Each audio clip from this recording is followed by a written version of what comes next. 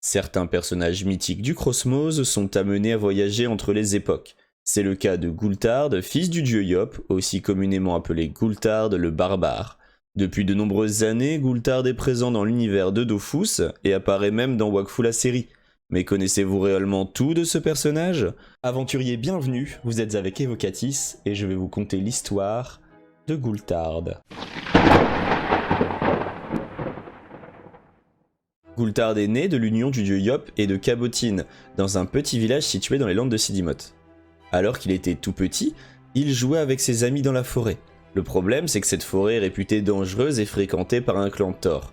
D'ailleurs, l'un d'eux, voulant manger les enfants, s'est retrouvé ni une ni deux envoyé vers d'autres cieux. Malgré que Gulthard dut par son geste sauver les autres enfants, le village décida de le chasser ainsi que de chasser sa mère Cabotine. Ils prirent alors la route et tombèrent sur Kritur, le chef du clan Thor, qui se fit castagner jusqu'à la nuit tombée par le petit Yop. Reconnu héros par tous, Gulthard grandit dans un village reconnaissant de sa capacité à chasser monstres, bandits et autres créatures. Un jour, il rencontra une sorcière dont il tomba immédiatement amoureux. Ils se marièrent et eurent 3 enfants, ce qui, dit-on, ramollit l'ancien Yop fougueux. Une vie calme, une vie heureuse, c'est une bien belle histoire. Mais qui vous a dit que l'histoire était finie ? Un sacrieur du nom de Cathar décida d'enlever la famille de Gulthard pour le forcer à l'affronter dans un combat. Le duel s'annonçait violent et Gulthard ne mit pas longtemps à déchaîner sa puissance. Mais malheureusement pour lui, c'est quand il est blessé que le sacrieur peut enfin s'exprimer. Après avoir subi un puissant coup d'épée, Cathar fit voler le Yop dans toute la pièce comme un vulgaire chiffon de papier.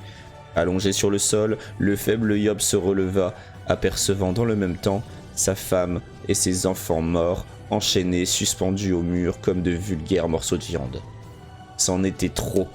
Tout était orchestré pour que Gulthard devienne un monstre, empli de colère assoiffé de vengeance. Gulthard prit alors la chaîne qui avait servi à suspendre sa famille, l'attacha à son épée et fit parler sa rage dans un nouveau duel qui n'avait plus rien à voir avec le précédent. Et c'est finalement en utilisant cette fameuse chaîne qu'il porta le coup de grâce à Cathar. C'était la fin, le sacrieur était vaincu. Gulthard demanda alors des explications sur les raisons qui l'ont poussé à faire un tel acte de cruauté. Et Cathar répondit « Parce qu'il se nourrit de la colère !» Sans perdre un instant, une créature aux multiples yeux, Medorosiam, un démon, l'un des frères de Rushu, sortit de la bouche du vaincu pour s'introduire dans le corps de Gulthard, le transformant en Gulthard le maudit, ou alors Gulthard le barbare.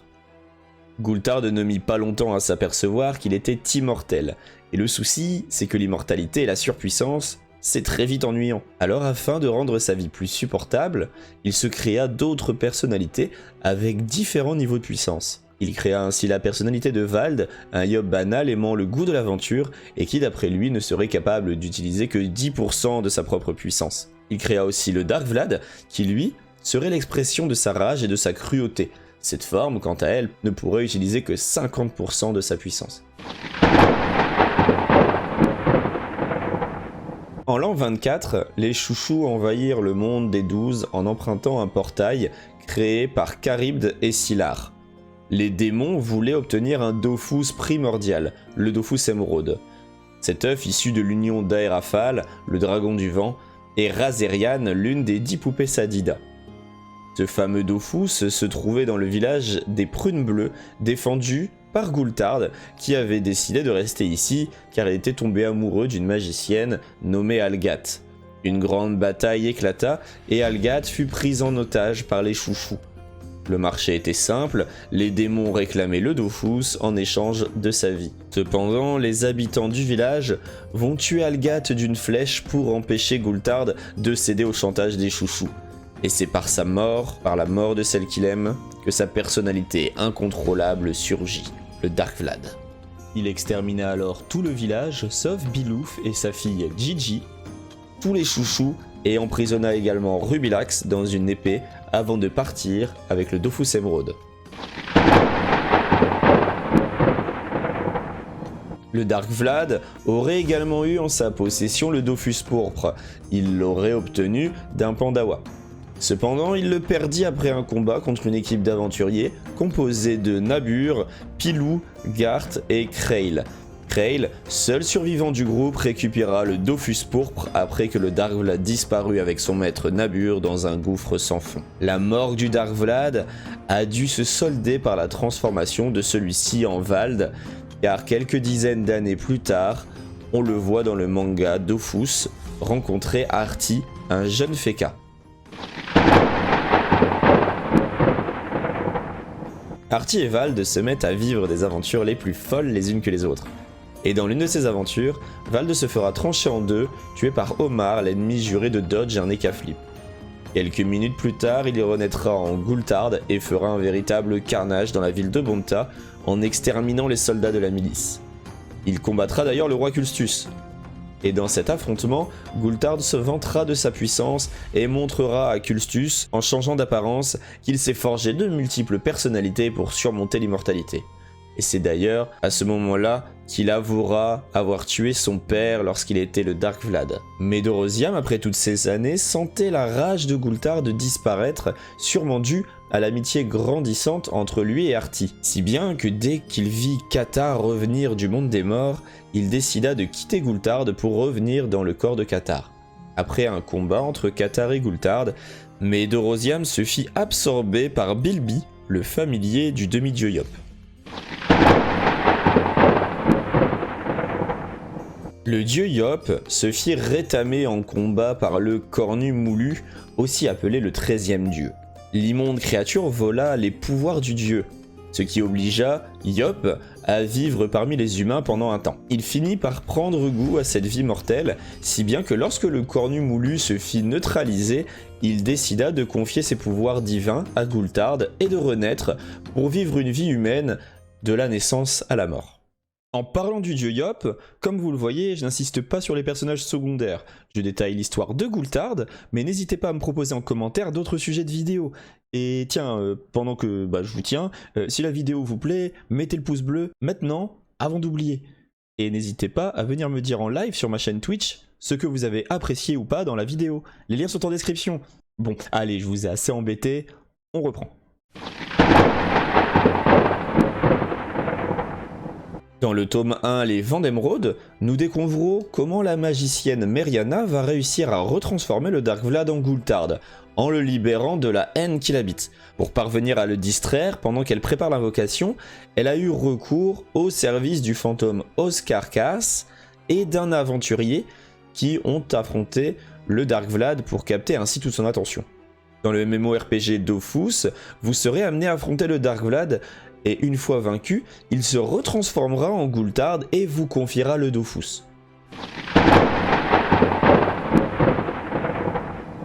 Gulthard était venu se recueillir sur la tombe de sa famille, ce qui ne le mettait pas vraiment d'humeur joyeuse. Mais pour ne rien arranger, il découvre que dans son village natal se déroule une Gultarention, un genre de salon sur la légende de Gulthard, où l'on trouve des stands de produits dérivés, des activités de cosplay, bref, une sorte d'Ankama convention qui exploite son image sans qu'on lui avait demandé son avis. Navré de découvrir que ses fans sont de vulgaires consommateurs préférant qu'on leur serve une légende édulcorée plutôt que le vrai Gulthard, ce dernier va s'énerver et tout saccager. En repartant, il croise un jeune Yop nommé Tristepin. Ce jeune Yop plaira fortement à Gulthard, et avant de repartir, il promettra à Tristepin, qu'il surnomme déjà Pipoun, qu'il reviendra un jour pour le former lorsqu'il sera plus grand. On n'a aucune trace de l'entraînement de Tristepin, mais on sait que Gulthard avait promis de l'entraîner. Cependant, dans l'épisode 1 de Wakfu, on apprend que Tristepin a déjà reçu l'épée Rubilax qui appartenait à Gulthard, ce qui signifie qu'ils se sont revus. Plus tard dans la série, Tristepin décida d'abandonner Rubilax, puis il se rendit là où son maître Gulthard reposait. Sans le vouloir, il le sortit de sa tombe. Gulthard était lui-même surpris d'être vivant. Tristepin avoua à son maître qu'il avait abandonné Rubilax, ce qui le mit en colère. Gulthard accepta d'entraîner Tristepin et le forcera à affronter le chouchou Rubilax dans un duel pour gagner son respect. il disparaîtra sans même dire au revoir à son disciple. Par ailleurs, Gulthard révélera que le grand désert où est son temple est en fait apparu à cause de lui. Avant, il y avait une splendide cité, mais le Dark Vlad l'a rasée. Dans l'épisode 52 de la série, Gulthard affronte Rushou, mais on découvre que ce n'est pas la première fois qu'il a affronté le roi des démons. Lors de leur premier combat, Rushou était tellement puissant que pour le vaincre, Gulthard a reçu l'aide d'un dieu. Le combat fut également éprouvant pour Rushou, car il dut se transformer et reprendre sa véritable apparence afin d'augmenter sa force. Cependant, cette transformation n'a pas suffi pour gagner. Lors du second affrontement, comme Gulthard est seul, Rushou espère le vaincre. Malheureusement pour lui, il va découvrir à ses dépens que Gulthard n'est plus vraiment un demi-dieu. Il est devenu un dieu à part entière et a remplacé son père en devenant le dieu des Yop. Gulthard va suivre Rushou dans la choucroute, le monde des chouchous, pour affronter Rushou en 1 contre 1. Leur combat durera plusieurs années. Au final, dans l'épisode 2 de la série OAV de 2014, on voit que Rushou a fini en tapis sous les pieds de Gulthard. Avec ce seul visuel, il est difficile de savoir s'il est KO ou mort, et même s'il n'était pas mort à cause de Gulthard, il est probable que le mont Zenith, qui s'est écrasé sur son palais, l'aura achevé. Lorsque le dieu Yop s'est réincarné, il devint Tristepin. On se retrouve donc dans une situation étrange où Gulthard est à la fois le maître de Tristepin, mais aussi son fils. Également, Gulthard apprend qu'il a du coup une réelle famille et des demi-frères, Flopin et Eleli, les enfants de Tristepin et d'Evangeline. Gulthard révèle la vérité à Tristepin sur le fait que c'est lui le dieu Yop, et qu'il doit reprendre son rôle et par conséquent ses pouvoirs. Cependant, après le combat contre Ogrest, Tristepin renoncera à ses responsabilités pour vivre en tant que simple mortel avec sa famille. Bon, et toi, Pipoun? On va faire revenir ce bras. Quand je t'aurai rendu tes pouvoirs, tu pourras en... Jamais! Je comprends pourquoi j'en voulais plus. C'est toi qui dois les garder. Tu fais un bien meilleur dieu Yop que moi. Mais... ton bras? Me permettra d'aller me reposer en famille sans qu'on vienne me casser les pieds. Sacré Pipoun.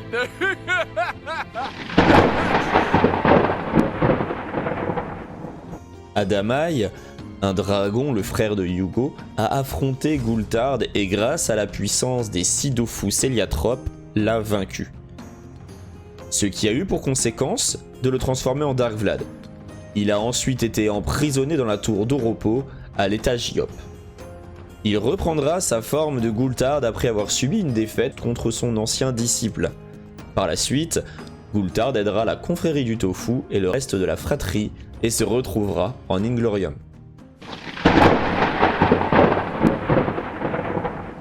Nous avons vu que Gulthard est loin d'être le gentil héros qui accompagne Hugo et ses amis dans la série Wakfu. C'est une personnalité complexe, sûrement d'ailleurs l'un des héros les plus travaillés dans Kama. J'espère que cette vidéo vous a plu. Si c'est le cas, s'il vous plaît, prenez le temps de mettre un pouce bleu et un commentaire à cette vidéo. C'est le début de la chaîne et il est très important pour moi d'avoir des axes d'amélioration rapides. Pour ne rien rater, n'hésitez pas à vous abonner et à activer la cloche.